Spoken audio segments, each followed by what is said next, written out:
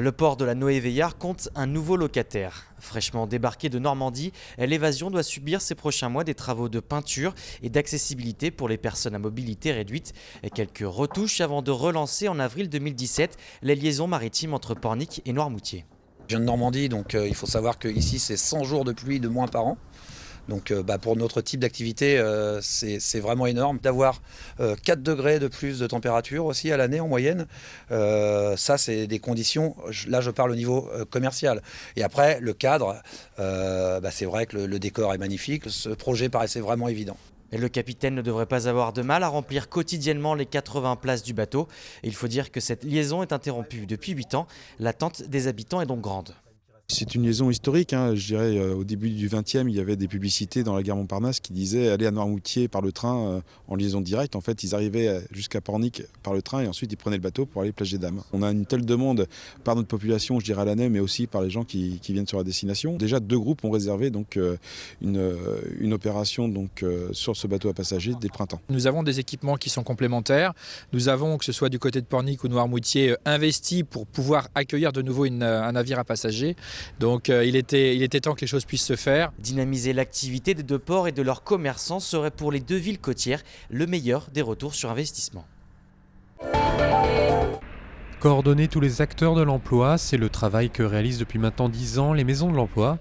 À Bellevue, l'établissement reçoit environ une centaine de personnes par jour. Le but est de se préparer à la recherche d'emploi. L'idée, c'est vraiment d'avoir un guichet unique où tous les acteurs de l'emploi se retrouvent et de pouvoir les orienter et de coordonner au sein d'un territoire, puisque nous, c'est le territoire de Bellevue. On a un premier niveau de service qui est de l'accueil, de l'information, de l'orientation, où les personnes peuvent aller chercher de la documentation. On passe du temps aussi à réorienter les gens en fonction de leur profil.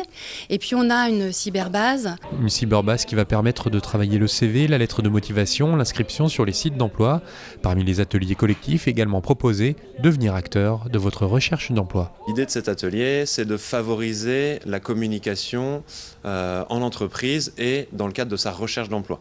Donc on s'appuie sur des techniques d'improvisation théâtrale pour apprendre à lâcher prise, pour apprendre à mieux communiquer. À l'occasion des 10 ans de la Maison de l'Emploi de Bellevue, une exposition et une rétrospective est organisée afin de mettre en valeur les usagers. Les cartels et la signalétique ont pris un coup de vieux et pour cause puisque le dispositif d'explication du Maillet-Brézé date des années 90. L'heure est donc à la modernisation pour le navire-musée qui met le cap vers le numérique. Et les anciens schémas n'étaient pas forcément adaptés aux explications, notamment on reçoit des scolaires et on sent bien, voilà, ils sont avec leur questionnaire, voilà, les petits schémas, c'est un petit peu scolaire alors que quelque chose de numérique, d'un peu plus vivant.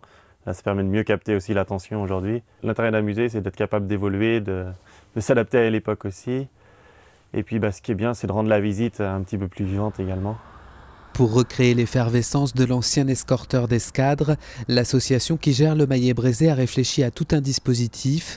Sonorisation des espaces de commande, des machines, du poste d'équipage, projection vidéo et même un éclairage nocturne.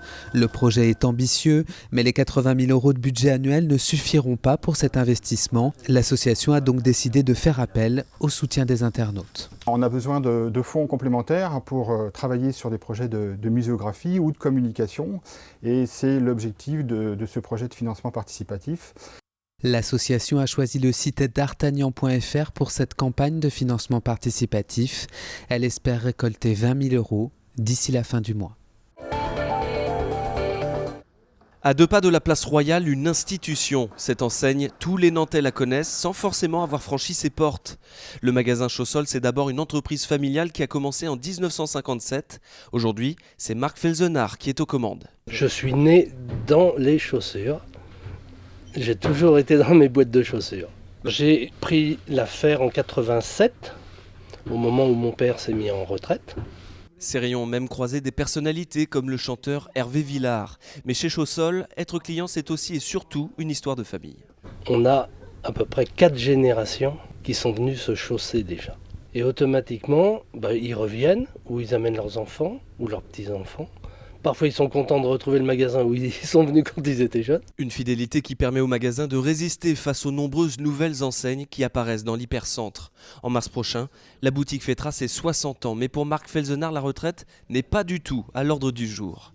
Dans le centre-ville de Nantes, d'autres magasins ont traversé plusieurs générations, comme la Détente, rue Jean-Jacques Rousseau. Il est aujourd'hui le dernier lieu dédié au modélisme ferroviaire, vulgairement appelé les petits trains. Il existe depuis 1979, et je l'ai repris en janvier 2006 au propriétaire. 11 ans plus tard, la boutique continue de tourner quand d'autres ne tiennent même pas un an.